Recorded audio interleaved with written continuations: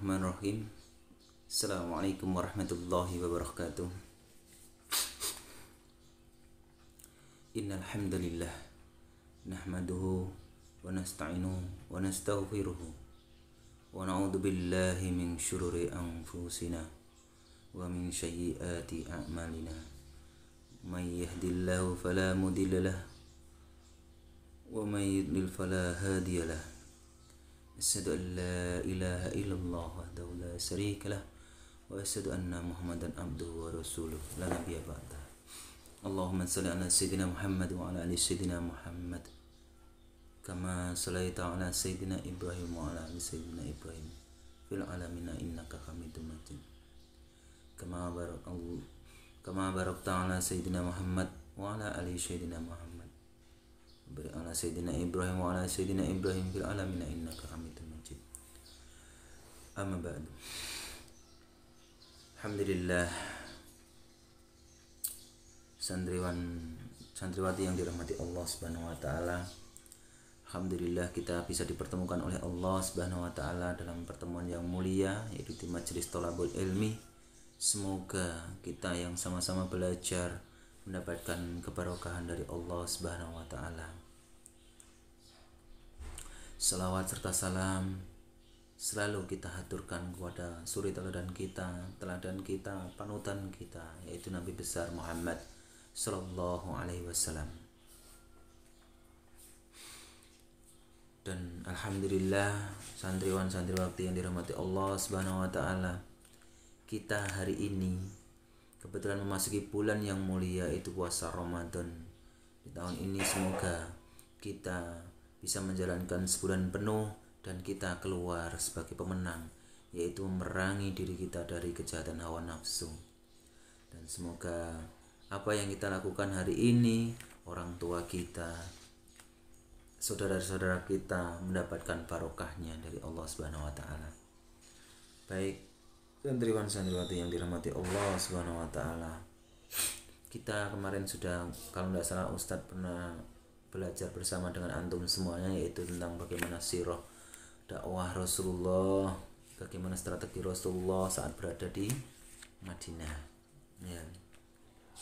Yang pertama, bagaimana Rasulullah Shallallahu Alaihi Wasallam yaitu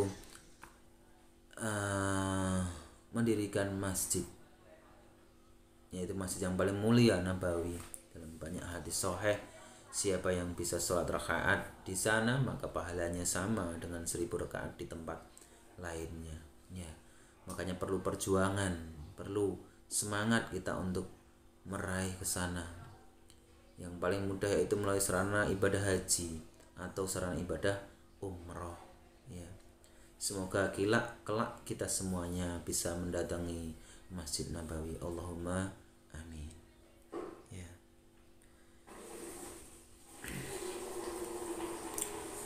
Strategi di masjid ini sekali kita mengingat sebentar bagaimana strategi dengan menggunakan masjid, di mana masjid digunakan oleh Rasulullah sebagai pusat pemerintahan, pusat negeri, yaitu bagaimana mengelola masyarakat, bagaimana mengelola agama dan bersosial. Ya, ini tentunya menjadi itibak pelajaran buat kita orang di akhir-akhir zaman kayak gini. Bagaimana masjid yang hanya difungsikan untuk sholat, untuk kalau orang musafir untuk tidur, kalau kita yang mukim ya mungkin hanya ke masjid sholat saja, kalau tidak itu selebihnya sudah masjid biarkan kotor, masjid dibiarkan bau, ya kita tidak mau tahu, yang penting kita datang sholat ke masjid pulang gitu. Ya, inilah yang hilang. Bagaimana peradaban di akhir zaman ini, bagaimana kita mempelajari sirah dakwah menggunakan masjid. Ya, jadi penting, perlu sekali kita menggunakan masjid ini sebagai tempat wadah bagaimana memudahkan Islam ini untuk berkembang.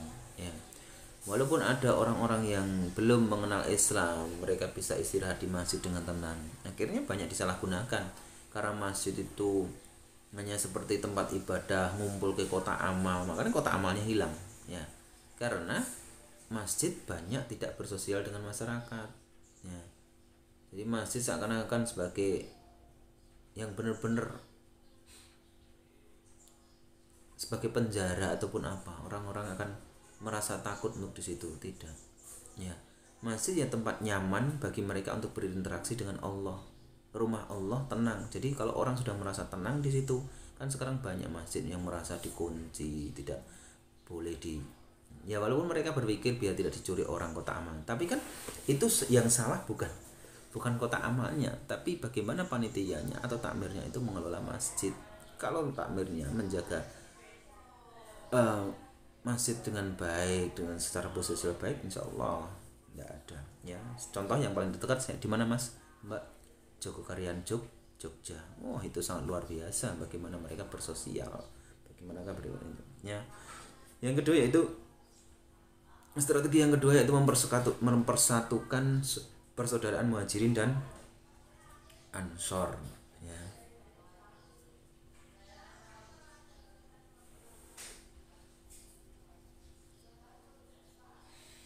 Jadi persaudaraan Muhajirin dan Ansor ini dilakukan di rumah Anas bin Malik yang sekitar pertama kali waktu itu ada 90 orang, ya. 90 orang yang disatukan, yaitu dan mempersaudarkan antara Abdurrahman bin Auf dan Sa'ad bin Abi bin Robi, ya.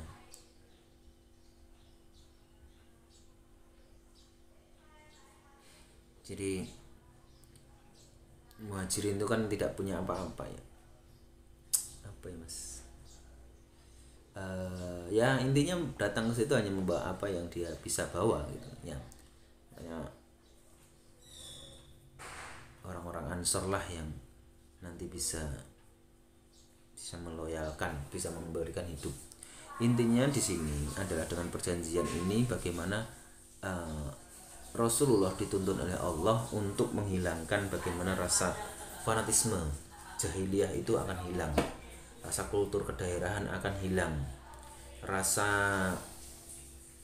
golongan, warna kulit, rasa ataupun apa akan hilang, ya. Dan benar dari 90 orang itu mereka sepakat, dan benar Allah membukakan hati-hati mereka, orang-orang Ansor, ya, seperti Abdurrahman bin Auf dengan Sa'id bin, sampai dia menawarkan, aku ki wong sugih, ya.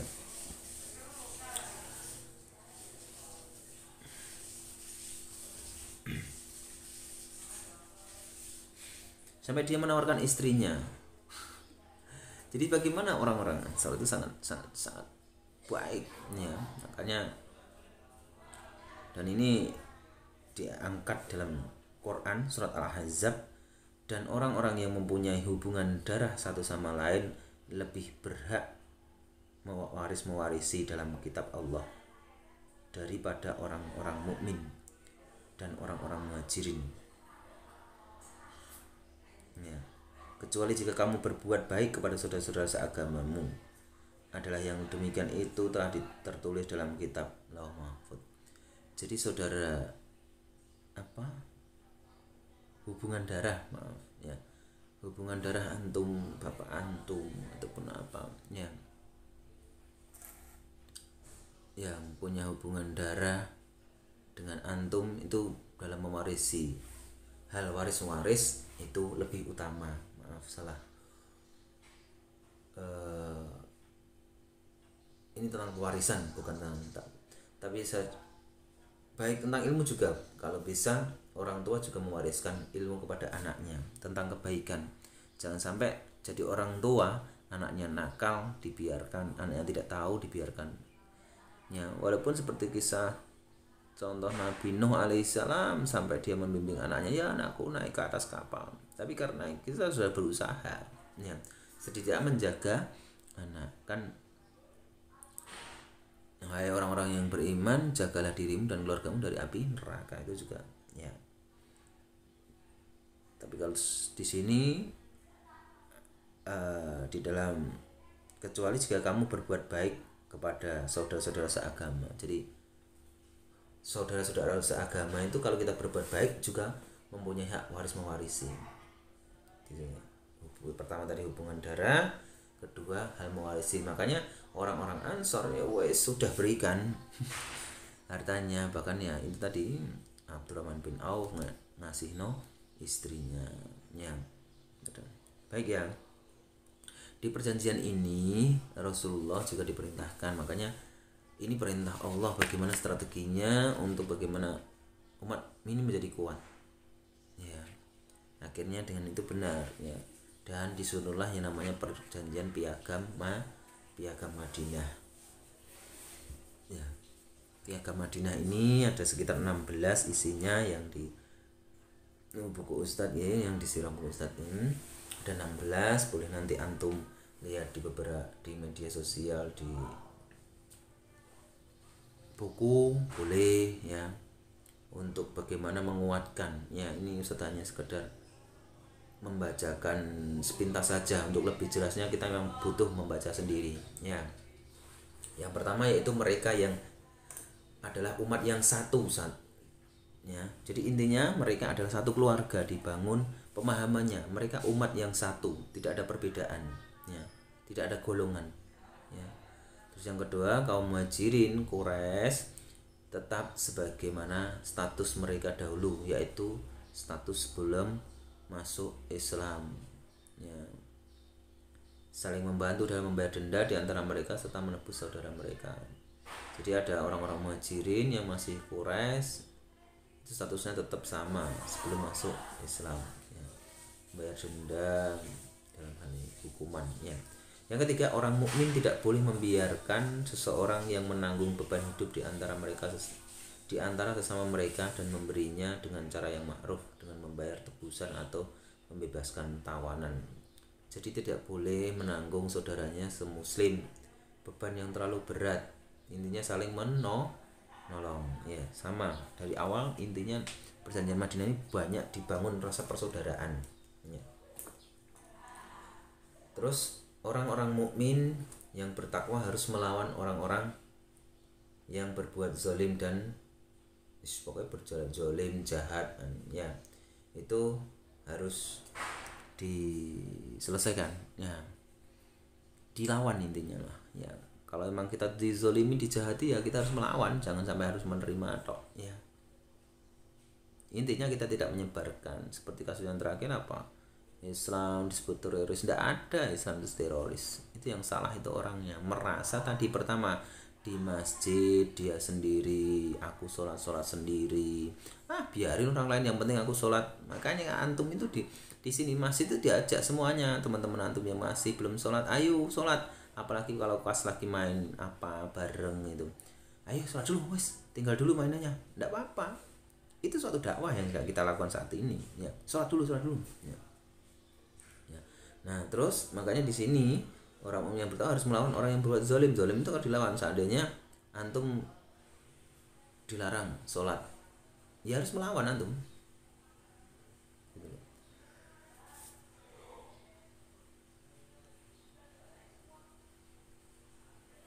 Jadi zalim di sini walaupun yang di kelima, poin yang kelima yaitu secara bersama-sama mereka harus melawan orang seperti itu walaupun dia adalah anak dari salah satu mereka.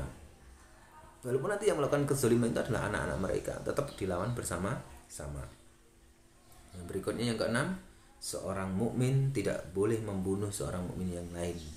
Jadi haram kalau ada antum sampai orang mukmin mengaku muslim tapi melakukan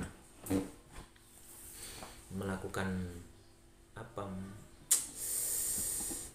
yang banyak di Indonesia yang katanya membela kebenaran, terus dia membuat orang lain dianggap salah semuanya, itu sebenarnya salah ya. Jadi haram sebetulnya membunuh saudara mukmin yang lain itu.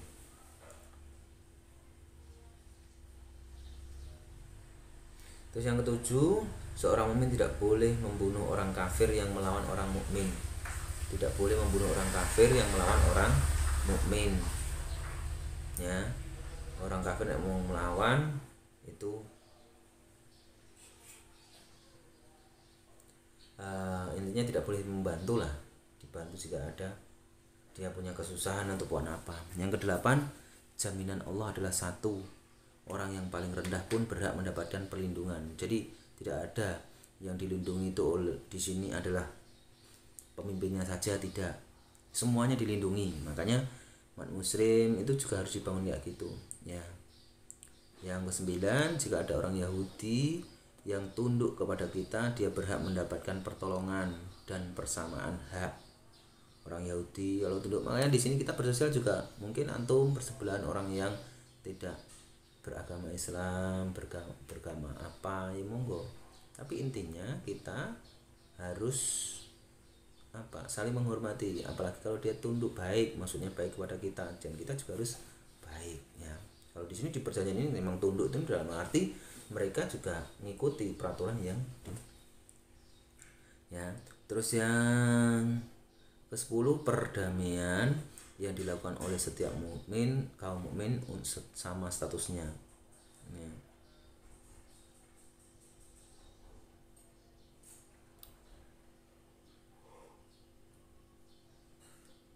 Jadi sama lagi perang damai karo orang kafir itu tidak boleh sama orang kafir. Yang 11, sebagian orang mukmin harus menanggung mukmin yang lain ya. Banyak tau ini. Jadi intinya dari awal tadi hanya membangun persaudaraan lah intinya ya. Terus, dan siapa yang membunuh saudara mukmin tanpa hak, dia harus menanggung dikisos. Ya bunuh ya dibunuh ya. Terus yang 14, seluruh mukmin harus menuntutnya dan tidak halal bagi mereka kecuali mengajukan tuntutan ya. Ada seorang mukmin kok bunuh saudaranya, maka dia harus wajib dituntut. Nek gak dituntut maka itu gak halal. Intinya darahnya halal di ya.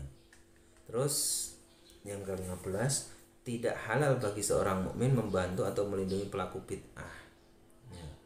Hak halal membantu pelaku bid'ah ya. Mungkin dalam hal ibadah atau ritual-ritual yang dianggap mereka ibadah, kamu harus